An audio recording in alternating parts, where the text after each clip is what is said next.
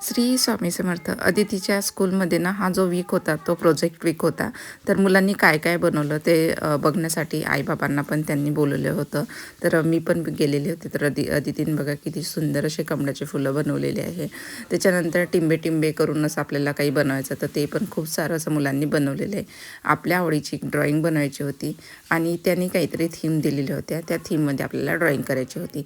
तर ते पण खूप सुंदर सुंदर अदितीने अशा ड्रॉइंग बनवले होते. तिच्या क्लासमध्ये सर्वात चांगल्या ड्रॉइंग तिने बनवलेल्या होत्या आणि आपल्या मुलांनी असे छान छान बनवलेलं बघून खूप भारी वाटते आणि सर्वांच्या आईबाबांच्या चेहऱ्यावरचं तिथं बघण्यासारखं आनंद दिसत होता. सर्व खूप आनंदी होते.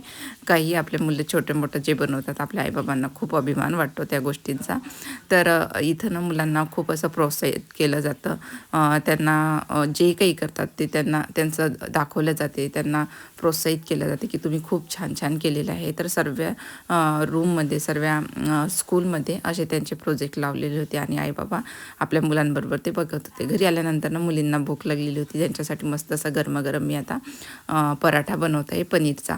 तर सिंपल आहे. पनीर होतं घरामध्ये. पनीर क्रश करून घेतलं. त्यामध्ये गरम मसाला, धना पावडर, जिरा पावडर, बारीक कापलेला कांदा, हळद, चवीपुरतं मीठ हे सर्व टाकून घेतलेलं आहे. थोडीशी कसुरी मेथी टाकलेली आहे आणि त्याच्यानंतर आपण जसं पुरण भरून घेतो तसं पराठा भरून घेतलेला आहे. मस्त दोन्ही बाजूला तूप किंवा तेल लावून पराठा क्रिस्पी असा शेकून घ्यायचा. इथं आपली टग्गू तयारच होती.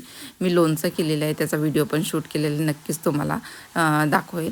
आणि लोणचं खूप भारी झालेलं आहे. टग्गूला तर खूपच आवडलेलं आहे. मस्त गरमागरम पराठे मुलींनी खाल्ले आणि मग मी पण घेतला. माझ्यासाठी मी ठेचा बनवलेला होता. मस्त तेल घेतलं वरून तोंडी लावण्यासाठी आपलं फ्रेश लोणचं.